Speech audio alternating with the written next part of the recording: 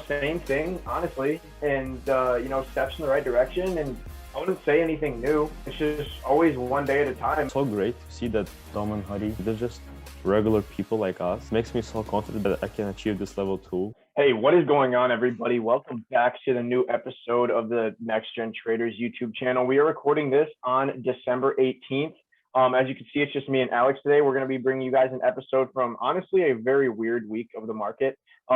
Weird is the perfect word for it. Nothing really new, nothing really popping, nothing really terrible. But, just another week at the screens. And so that's basically it. We're going to talk about the OTC and listed market very briefly, as well as going over our trades and any notes that we took over this past week. And just go over some trades and then talk about how we are feeling going into the next week. So without further ado, Alex is going to start off with the OTC market. Well, first I'll talk about my week. Okay, sounds good. It was not the best week, not the worst week. I'm feeling pretty good, even though I'm. So I took three losses, 3 trades, 3 losses, and overall on the month, I took 6 trades and I won out of 6, and I'm still green more than 1 hour. So I mean that's pretty nice. That is good. Still, as Lance said, nothing new. We still had the same amount of plays like last week. Nothing like too special. And I missed many of them. And I'm not gonna say again that okay, I missed, now I learned from them. I'm just saying that I missed them, and that's all. I'm taking it. Just gonna save all the charts, just study them as much as I can, so to be ready for the next one. And if I miss the next one, it's fine still, because we're still pretty early in our journey, so I don't have many expectations. Then about the OTC market, as I said, still nothing special, but we had a few nice breakouts. I would say breakouts, they are not like they have fall through, but they can have fall through that same day. Like personally, I wouldn't really want to swing breakouts, like maybe like a small size, because the opens are just wild. I don't know. Yeah. So yeah, the breakouts are I would say as always, first green days and breakouts. But it's just I would say the entries on the breakouts sometimes are like, it's very hard to recognize at the moment, and then later you're like looking back and you're like, that's so obvious right there, that triggered that entry. So yeah, I'm still working on it. I started to track them too very detailedly. So awesome. Yeah, and one thing I want to say, in the summer, if you told me that after 3 weeks of December I would have 1 winning trade, I don't know if I would speak to you again. That's just ridiculous. But well, again, all I can do is just react and focus on the next trade. Yeah, of course. I hope you guys heard that part when he said I'm 1 for 6 on the month and I'm still green in R. That's freaking key right there. This man has 7 trades and one of them wiped out those 6 losses, and he's still up in R on the month. There's a strategy to look after right there. Actually, let me be on a series. It's 6 trades and then 1, so it's 5 losses and 1 win. Oh, okay, 5 losses. Still over 5 to 1. Beautiful. But my week was let's see, Monday and Tuesday I really was not very active getting screen time. Monday I got like an hour in the morning, and then I had to take my accounting final all afternoon, so I didn't really get any screen time. Tuesday I got about 30 minutes to an hour, and then I was packing up all my stuff and I was moving myself from my college campus to back home, and then I didn't get my desk set up until the nighttime. So Monday and Tuesday I was really inactive. Let's see, Wednesday was a normal day. I was back at my desk. And then Thursday was not a great day, honestly. Thursday wasn't great, but Friday I talked some sense into myself, I guess, and I changed my mindset going in, and I literally just said some things, and I ended up completely like turning my week around. I didn't turn it green, but I think I've like negative $2 on the week, I'm pretty sure. So that's always a good thing that I had 8 trades on the week, and I am down $2 and two of my trades brought me back up. So that's pretty good. And but yeah, I'll talk about that later. But just a kind of a weird reset week for me, not getting a ton of screen time and moving pieces. And but now this next week I'm ready to go back to normal. So that's about it. All right, so I'll talk about the listed market super quick. Monday through Thursday, I'd say was the slowest span of market days that I have personally seen. Dare I say, I wish the summer market was back. I know Alex feels the same. God. But it's crazy to say that the summer is, was hotter than, the first few weeks of December, which is I have a freaking comment. opposite day. Let me Yeah, say. what's up? I remember Hari was saying that like everyone thinks January and December should be hot, but it was actually hot only the past 2 years. Like it was only hot in 2020 and 2021. Right. So And so yeah, it's not like it's every year is gonna be same. He also said the one thing that it can be just all spread throughout the year, like not like on specific months. right. So, Yeah, that's important because, I guess after the past two winters, people are like thinking that this is a normal thing, when in reality it's clearly it's not a normal thing, at least not yet. Hopefully January brings some more heat, but yeah, I mean that's really it. Friday was much better for the listed market. Friday there was actually some volatility, some movers, and I was able to badly capitalize on a couple of them. But but yeah, so Friday was good. The rest of the days were pretty slow. So hopefully we can start getting some more momentum going into, I forgot what they call it in the market, like Santa something, where like the companies like dump all their shares like it's for a tax season and January all that. effect. January effect. Yeah, so maybe something will happen with that, but we're just reacting. So without further ado, Alex is going to go first, start talking about his trades from this week. Okay, so this was my first trade, NWBO. Not a perfect setup, but I traded it only because of the intraday action. It was very clean. Like here, look. I mean, you have the first move and then a little consolidation. So on the intraday it was perfect, but again, the daily just beaten down as always, all these stocks. So I traded this on this day, and here I actually made one. So look, I had a nice entry on the trigger, and then, so you can see I sold before my risk. Oh no. Yeah, the last time I sold because I track my mistakes too. The last time I sold before my risk was, let's say, October 12th. So that's Wow. like 2 months ago. So yeah, I just I think I sold because I was just bored, because of just watching paint dry. Like I mean, we had this nice like volume here, and then just nothing, and then so I sold here, and then obviously held. And I think I mean, in the end it ended up better because I wouldn't have sold here anything. I would have swung, and then it had a panic. So in the end it was better to sell here, but obviously if I go back I would better sell here for like a bigger loss, but following the plan. Right, you would have been at 1R at the close, and then you wouldn't have sold that, obviously. Because it's so that was a not small, I mean decent loss. Yeah, it was small. 21, yeah. Yep. $21 loss. Then so this trade, I'll not go over the big things because I tried this. Remember last week I traded this somewhere here. To try this again. I mean I have the notes, but they're all gonna be. So yeah, I tried somewhere here. Because it was looking for, it actually broke 28 this time. It broke 28, then went, and then nothing. So yeah, it's just, I mean, it's not going back actually. It broke 25 support. So this one is just, I don't know, just I have to wait for the actual break. I'm not gonna keep taking these paper cuts.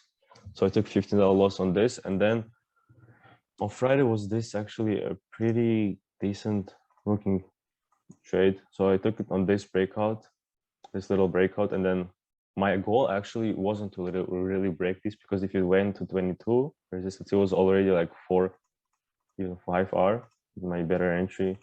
So the last time I did it, right here, I was watching for this break, but then it was like I think end of the day, so that I was just stopped watching it.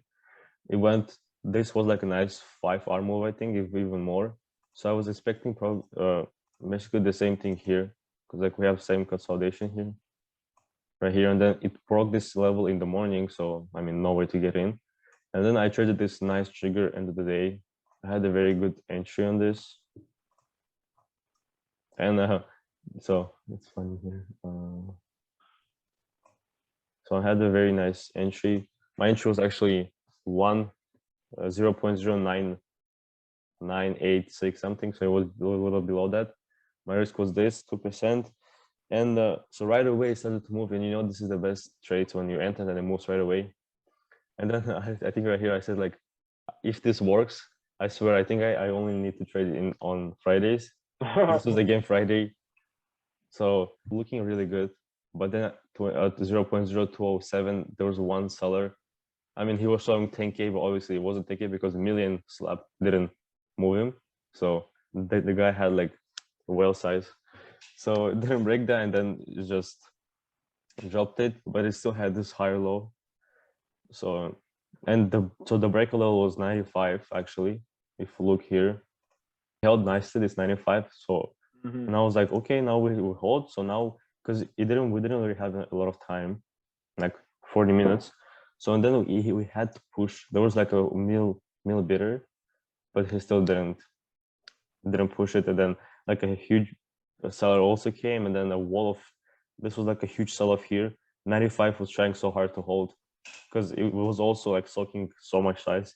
But then in the end it broke down, and then literally the same second it broke down, it went to. So I had a very good fill right away because it was impossible to fill at 95, obviously. So and then it just popped, and here I kind of felt angry because I was like, why would you shake out and then right away bounce back? But then in the end it failed, so it was still good. It was I think in the chat, because based on these executions it was $25 loss, and I thought it was my best and my biggest loss since April. But it actually wasn't, because I had the early entry, so that was $23 loss. So yeah, overall on the week it's like, what, let's see, $60. Yeah, no, I mean, whatever. My ADB trade from last Friday was 123, so it wasn't even half of that. Beautiful. It was half of that.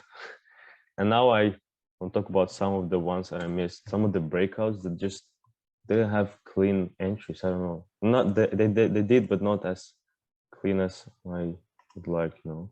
This was the first one. Let's go here first. So AXXA.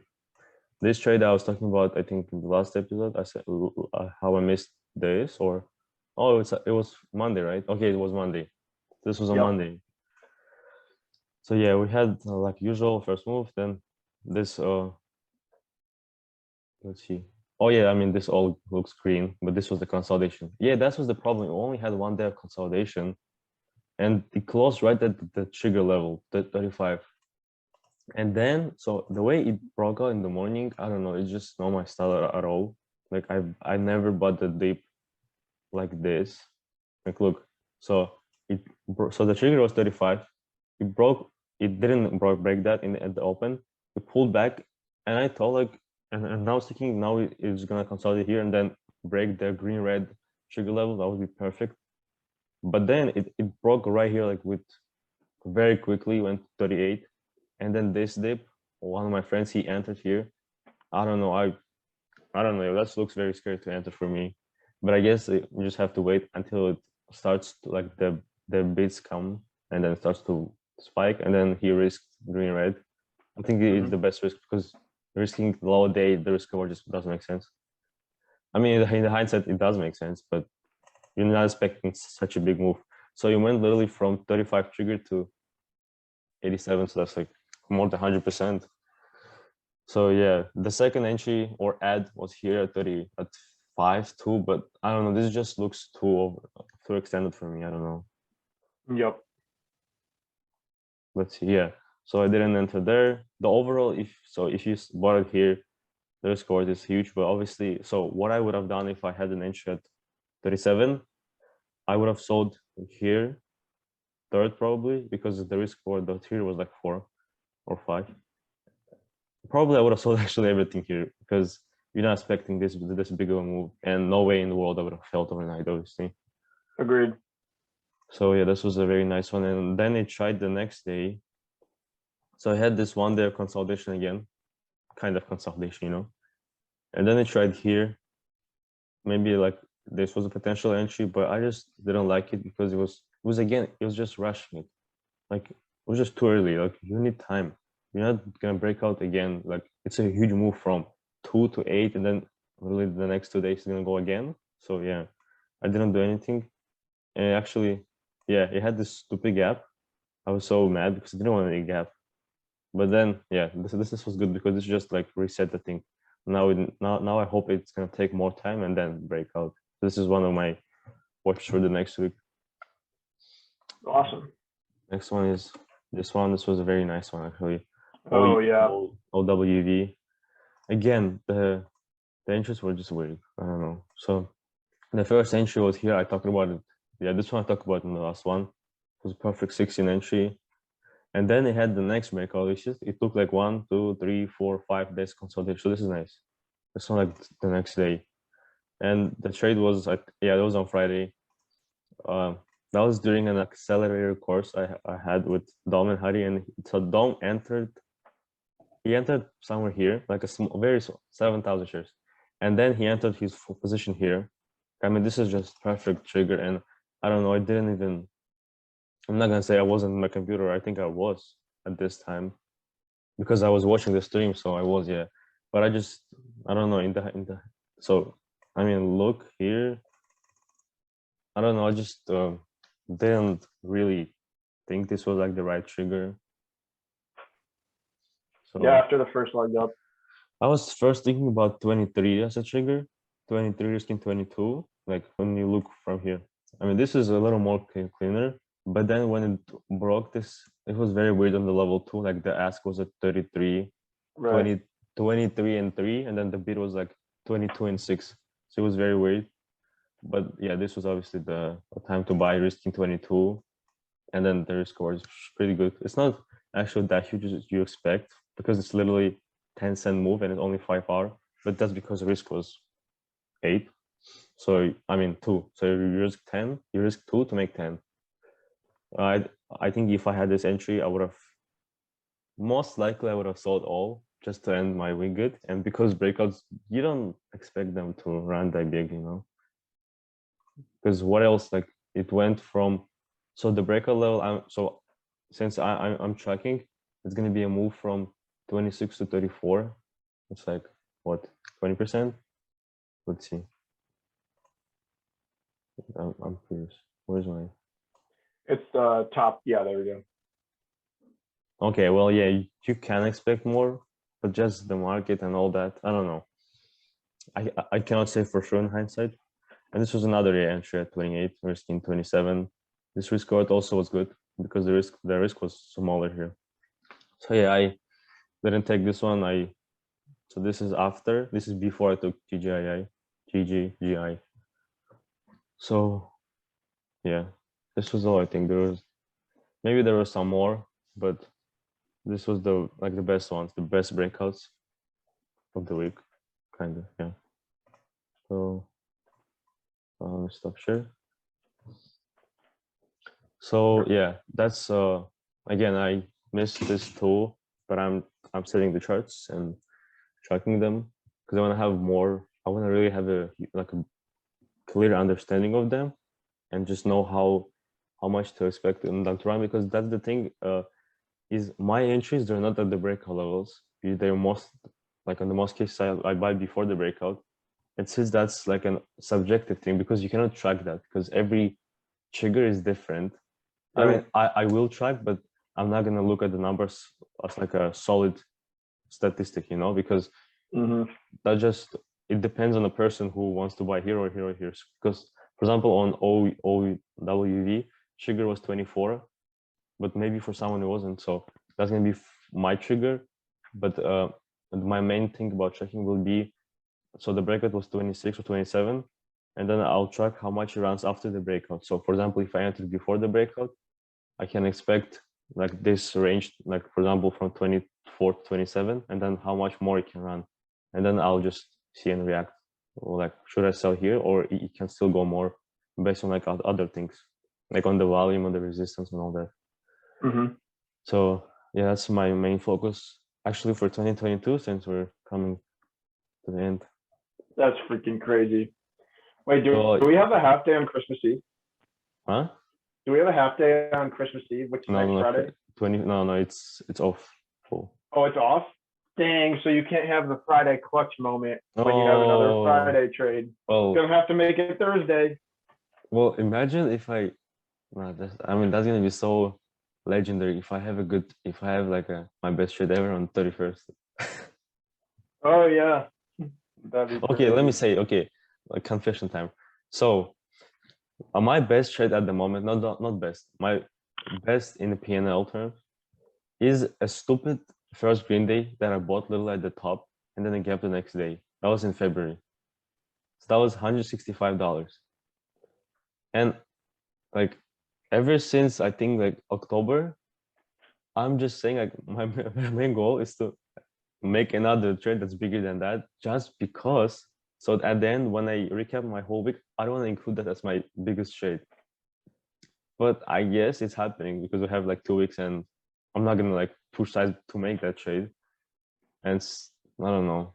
So my mind literally tells me you have 2 weeks to make your best trade ever, but I'm not doing it. So I'm just, yeah, I just had to say that because I don't want to. Well, it probably will, but I don't want to say that my best trade was the trade I literally chased at the top and then gap the next day. Well, it's probably going to happen in the next 2 weeks. Obviously, you're not going to hypothesize, but it's probably going to happen. Yeah, so I was thinking, because literally, if I took one of those breakouts, that would have been my best trade already. Yeah, use a $30 risk, and yeah, you'll be good. It's like 5. Well, so that was 165, so I have to have $30 risk and make like $6. Well, that's doable. You can do that. We'll see. We'll see. It's very curious to see that. It's so yeah, soon. that's all I got. Awesome, great job. So I'm going to share my screen right here. Okay, so this is PTPI. As you guys can see, this was under VWAP all of pre-market. Got this little spike and then this bigger spike. Let me move our faces so I can see the price. I always say this. Anyways, spiked above 4, came under, based up here, and I got very frustrated on this because I got stopped out at the exact bottom of this move. I entered right here at 374, and I set my risk below this right here at 365. I got stopped out at the direct bottom at 365. And then as you can see, I would have taken a half off here at 386, half off here above 390. And it would have been about 1.5 hours on that trade, but I literally got stopped out at the very bottom. This did not start my week well. I got pretty frustrated with myself, knowing that this was my fault and that my risk level wasn't where it needed to be. If I would have traded this again, obviously I would have used smaller position size, set my risk under here at 360, and still sold half and half. But yeah, this was a risk level problem on my part, and I got stopped out at the bottom, and so it was unfortunate. And that was just what happened there. And then STRN, I actually entered for a swing entry on Tuesday, which was the 14th. Okay, that was this day. So let me go to the daily. It's a recent chart, but I really liked how, it came up, it came down, and then it would just have multiple days. This was the day that I entered right here in anticipation of this breakout over the highs here and here. And so, I entered right at the breakout level at, let's see, I did it again. Okay, so I entered right at the breakout level at 627. So I entered here, set my risk for the low of the day, which was down here in the 590s. I ended up getting stopped out down here. This was my first, I guess, swing entry, but obviously it wasn't completely ideal since it's a fresh chart. It doesn't really have any. Yeah, that's what I also thought. Because when I opened the chart, I was like, oh, Where's this? Yeah, it was fresh. I just liked the breakout, but it wasn't, normal good criteria. As you can see, it broke out on Friday. The new breakout level was right here at 640. So I mean, we'll see how this reacts in the next few days and week or so. But it wasn't swing criteria, but I still traded it, but I took a loss on it, so that's okay. I'll go to CFVI, which was an afternoon trade on Wednesday. Let's see. Okay, so this was, down big earlier in the day, and once it recovered VWAP, this dotted line right here is a multi-day trend line. Let me actually go to the 15-day, 15-minute. So actually, wait, no, it wasn't. Okay, never mind. I drew that from the morning. I still have a multi-day trend line drawn on it, but let's see here.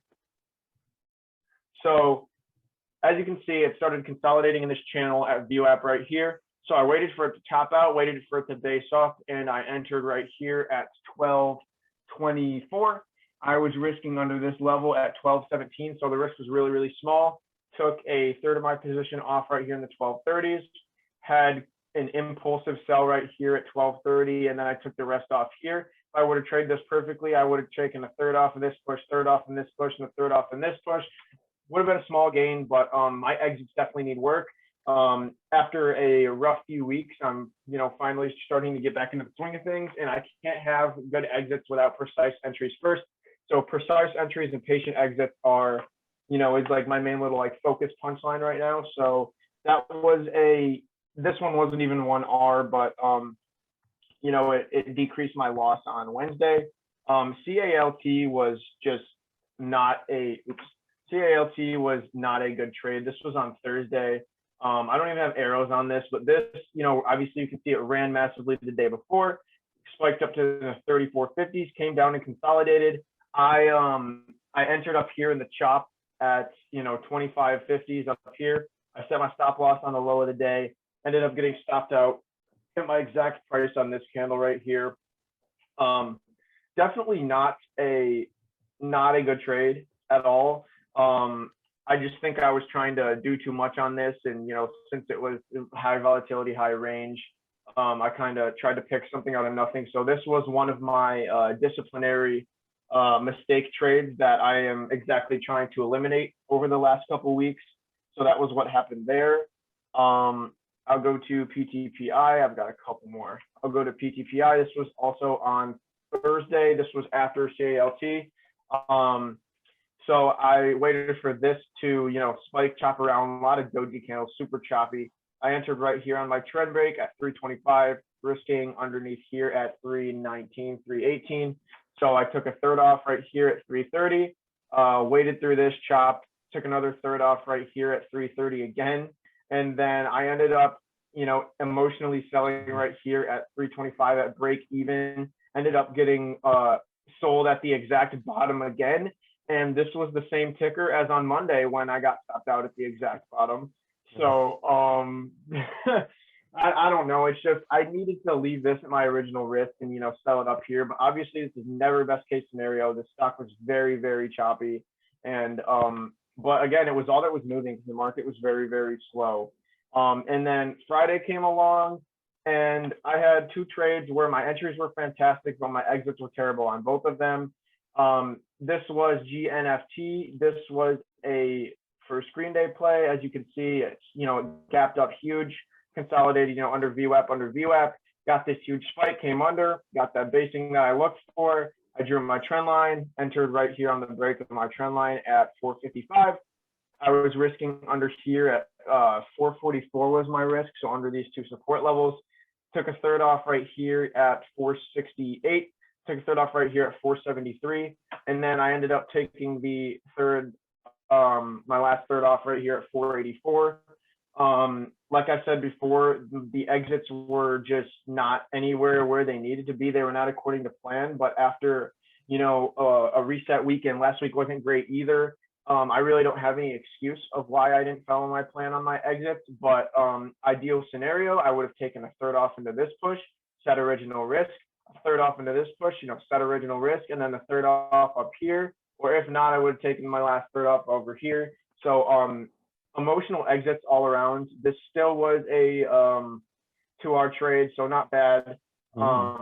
the fact that it was 2R, it could have been 4R, 5R if I traded it according to plan. But still just got to work on my exits, and that will come with time. Patience will definitely come with time.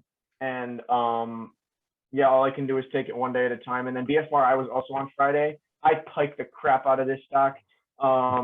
As you can see, this was, an all-day runner. Let me actually go to the multi-day right here. This trend line right here was holding super, super clean throughout all these days. I started up here, it held here, here, here, and then into the open on Friday was where it ran. So I need to get better at recognizing like this support trend line. I call it a support trend line because it goes along support. This support trend line right here, I want to use as exit criteria or guidance, I should say. So I ended up, this was after GNFT. So this was after the last trade. So anyway, I got the spike, came under, based up perfectly, knew what I needed to see. Entry was precise at 711. Was risking, let's see, I was risking down here at 698. So I gave it the room that it needed. I ended up taking a third off right here at 725. Terrible exit right here at 730. I have zero idea why.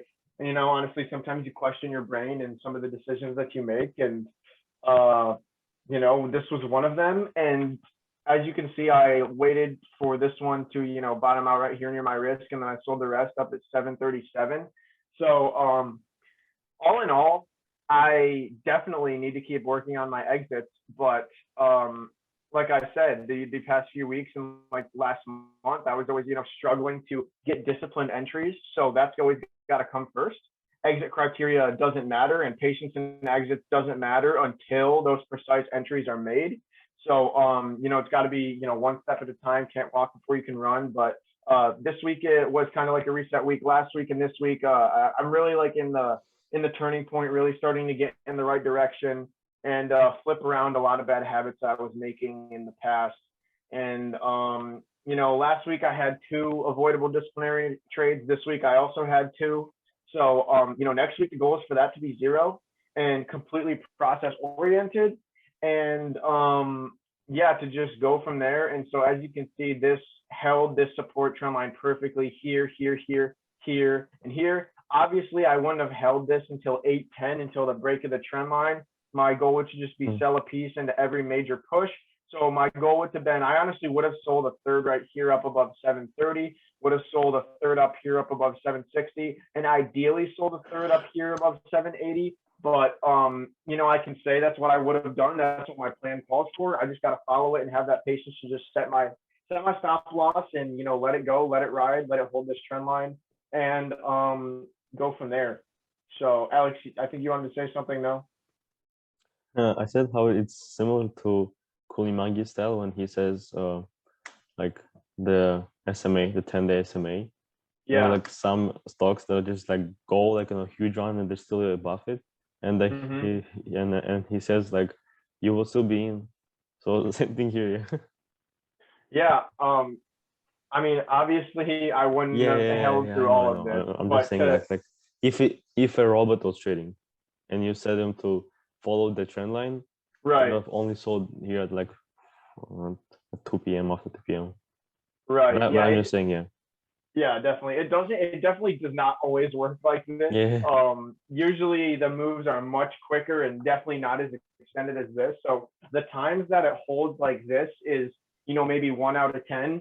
But patience can always be improved upon. And as you guys can see, my exits were very, very premature after I had a very good entry with my setup, and I just got to be more patient. But like I said, these 2 trades from Friday, they made back the rest of my losses on the week. Yeah. And I don't know what my P&L is on the week, but I know it's under $5. And so that's good. Friday was over 3R on the day, so I made back the other 6 losses on 2 trades. So that's pretty good. And given I didn't trade these exactly or not at all near the way I should, that could completely change the scope of my week. So these next 2 weeks in a month, Alex is going to talk about this too, are very, very crucial for both of us, because Alex is going to talk about this, I'm sure, when we get an open discussion in a second. But yeah, I'll just let him get to that because I know he said something to us about it. But yeah, these next 2 weeks are crucial for me. These last 2 weeks are kind of like, turning the corner, I should say. And these next 2 weeks are going to be accelerating out of the corner, or so to speak. And so yeah, just steps in the right direction, and I feel a lot better because I'm not making nearly the mistakes that I used to be making. And so that's it for me and for my trade. So I'm going to stop sharing my screen, and me and Alex are just going to get into some open discussion. I'll let Alex start it off, and yeah, let's do it. I actually want to share my screen again. Okay. Because I remember there were actually some listed interesting setups. Oh yeah. Remember those first green days? Yes. So can you see my screen? Yep. So this was one of the setups I used to track back in summer after I watched Trading Tickers 2. It's like reversal first green day. It's like when the stock goes on a 300 or more run, then it has a few first red days, and then the first green day, the morning trigger. I mean, you cannot call it other way. It's literally the morning trigger that I do on OTCs. It was right. The only difference is based on the Britannia's criteria. You should have 5 minutes consolidation, but I mean it's okay. So I know a lot of traders, Dom and Hadi, they entered, even other traders entered right here at 128, perfect entry. This was right at the so we had accelerator that day in the morning, and they explained everything how they the funny thing is I really wasn't listening because I was looking at my OTC stocks, and then after like, oh my god, I should have listened. Oh yeah. I mean, I wouldn't have traded it anyways because I don't have any experience. I would just watch this, and this is a funny thing. I don't want to trade any listed by the end of this year because then I'll have literally one listed, and then I have all OTC. So I'll just wait for 2022 for my first listed trade. So yeah, the technical entry. I think Hari was risking this level, green red. But if I entered, I would risk this low day, and the risk reward is huge. You risk 3 cents to make, what is it? Let's see. To make like, I mean, at the high, obviously, to make 40. Like 33 cents. Yeah. So that's crazy risk reward. And the next one was also first green day, but it wasn't the morning one. So I mean, it's also a textbook. Yeah, the first one, and then this day, and this had a very nice lines. Lines would like that, huh? This is a nice trend line at the top. And then this is the entry here. I know a lot of traders, they enter that. I know one, he entered at 1738, literally best entry on the world. Right here. 1738. Right here, and then they sold literally right here. This is, I mean, they scaled out, but they had sales here and here. I sold. This is so beautiful. Like, yeah, this is very nice. This is I think first green days are my most favorite pattern on listed, like the closest to me. So, yeah. This that is a beautiful one right there. Yeah, it's very nice. Yeah, I know. I walked away on Thursday because I ran out of settled cash, but that is the exact trend line I would draw because I draw those a lot, and that would have been my exact entry if I was there in the afternoon. So. Yeah, seriously, and the risk was also so clean, like in support, and it's not like very wide or anything. It's very clean support, and I think 17 is also like some multi-day level. Go to the 15-day, 15-minute on there really quick. Yeah. There was a really good, I mean, obviously it's adjusted, but the multi-day trend line above the high days on this was really good. I know I have one drawn, but it was super clean into the afternoon. With the wicks too? Yeah, with the wicks too. Like this? I can share mine. I have it still, I think, on there. So I drew it like this. Oh, okay. Oh, right. I drew it from, I didn't include the wicks the first day, but then I did the high the second day, and then this high right here. So this one was more like a big scope of the trend line. And so I, it held right here. And as you said, your trigger was right here, and then the multi-day trend break was here. That's prime. Yeah. And with my current level, I would have piked the crap out of it, I would have sold half and half. I never would But have still been good anywhere risk, here man. above 20. Yeah, I don't know But how yeah, they still good, but literally still would. literally held from 17 to 22. It's crazy. Yeah, that's crazy. Well, that's what 6 years in the markets get you. And given the fact that we're, not even a year in, I'd say we're doing pretty well. So, Yeah, 100%, million%. We're doing better than everyone did it in the first year. yeah, of course, yeah, definitely. Anything like jumping out at you for this next week, Alex? Like anything that you're specifically looking forward to or anything? It's so I see why you said that, because in the chat I said the last 2 weeks are super crucial for me. Oh, I wasn't thinking about that, but yeah. I said it just because like it's literally almost a year that I've been doing this. This is just crazy. Like I literally remember last December when Tim Sykes was so that was before he released his Christmas thing. Remember the free guide? He was like saying about it every day. I got that. Oh my god, he was saying like about every day, and so that was when I started paper trading. That was good old days. Oh, it was like the Christmas bundle, and then there was like a volatility survival guide or something like that. Oh my gosh, yeah, the stocks trade breaking news thing also. Those were the days, dude. Yeah, and then those were the days. Then the new year happened, and then I started trading. So yeah, this is just crucial because of that thing that I said about my trade. But I just wanna end the year. That doesn't really matter on the money perspective, but I just wanna end the year with like on a good note, you know. I want to have at least one good trade I said it in my journal. I said next week I must take one good trade, but I would better say in the next 2 weeks I must take one good trade. Mm-hmm. So I'll be really focusing on his breakouts and all that. Yeah, and okay, I think it's the time I'll say it. I'll do the yearly recap on my YouTube channel. I mean, I don't have any videos, but that was gonna be my first one. Link in the description below for when Alex posts that video. Yeah, well, it's amazing. The link will post in our yearly recap because I don't have it yet. It doesn't have it yet. Yeah, the link will be posted in our yearly recap. Hopefully, we can get everybody on it. Maybe it'll be a nice, 2-hour, 2.5-hour episode probably. But hopefully we can get everybody on. We're trying to. We haven't done that yet, actually. I think we got 5 of us, right? No, 6. We had even 6. I think we had 6. Oh, we had 6. Okay, so yeah, we had 6 of us. So if we can get all of us on there, then great. It's just it's tough to schedule, but yeah, I'm sure we can figure that out. But anything else on the top of your head, Alex, or are we ready to call this one? Well, do you have anything? I don't think I have anything. Kind of just same thing, honestly, and steps in the right direction. And I wouldn't say anything new. It's just always one day at a time, and that's all it is in trading. Because if you try to rush it, then it's not gonna be good for you. Because this is a marathon, not a sprint. Okay, and yeah, I'll just say some comments I heard from Hari and Dom from the thing. So the first thing I told them is, so the first time we had accelerator, I said that my biggest struggle is not trusting my setups and hesitation, because I missed those trades because of I don't trust myself. I'm scared to lose. But then I realized, and so this month, on yesterday, I told him that my biggest, it's pretty funny.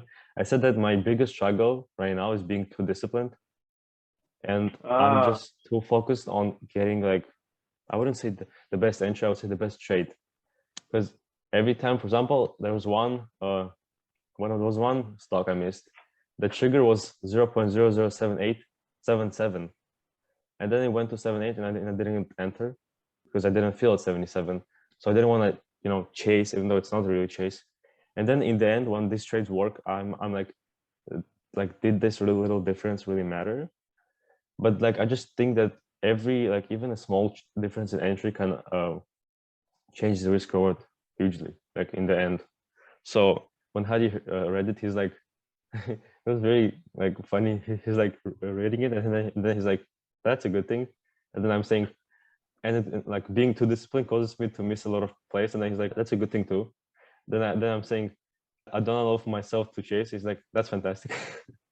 I'm like, so he said that's like the best problem a trader can have, because I mean literally because everyone's just like they're chasing and all that, so Right. they can lose in the end. But like what I'm doing, I can just not win right now, but then I'm upsetting myself better for the future. So yeah, and he also said that Britannia is also like that on his entries. Like he wants to get that best trigger entry and not chase, even like, well, I mean you can chase a little, but not like a big to affect risk reward. Mm-hmm. So yeah, and also the one thing I commented under, because I was just like, so we had this stream and they were like talking to each other, Dom and Hari, and I said like it's so great to see that Dom and Hari, they're just regular people like us, like there's nothing special in them, and I said that Mm-hmm. it makes me so confident that I can achieve this level too. And he he said an example. He said that when he was like in during the Sykes conference, so at that time he was already like 250 profit trader, 250K profit trader, and he said that he went like he was like hanging out with some traders, like young traders, and they were like looking at him as like, you know, someone like some like owner, some VIP person. And then at one moment he's like, you, me, and you there are like same people. And then they're like, no, there's no way I'm the same as you. But like I understand that this is like I'm the same person as him, but then he's just like more experienced and he has success because he worked hard. So it's Yeah. literally same thing as me, but I'm just like in the beginning.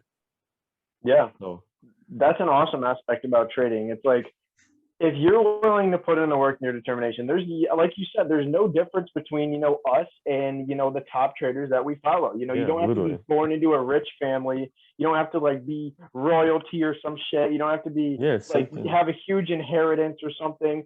Like this is you and yourself and your grind, and you can get there. So I think that's awesome. Yeah, and the good thing you also said, because I'm pretty sure that's not only about me, that's about all of us here. He said that we're way above the curve, and I'm 100% sure about that. We will like achieve all the milestones way like earlier than like they did, because we have them. They they like when he started. Oh yeah, of course he had Britannia and Sykes, but that's all. But we have all these people. We can learn from all of them.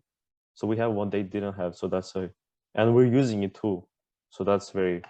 I'm very grateful for all this like community that we can like share with each other and learn from them. This is great. Yeah, of course, man. I love it. So thankful for it. So, I have no idea where I would be without you guys. Definitely not anywhere near where I'm at. So. Yeah, yeah. Like I remember I was still also talking to Xander, and like at some moment I was like, holy man, like we're smart.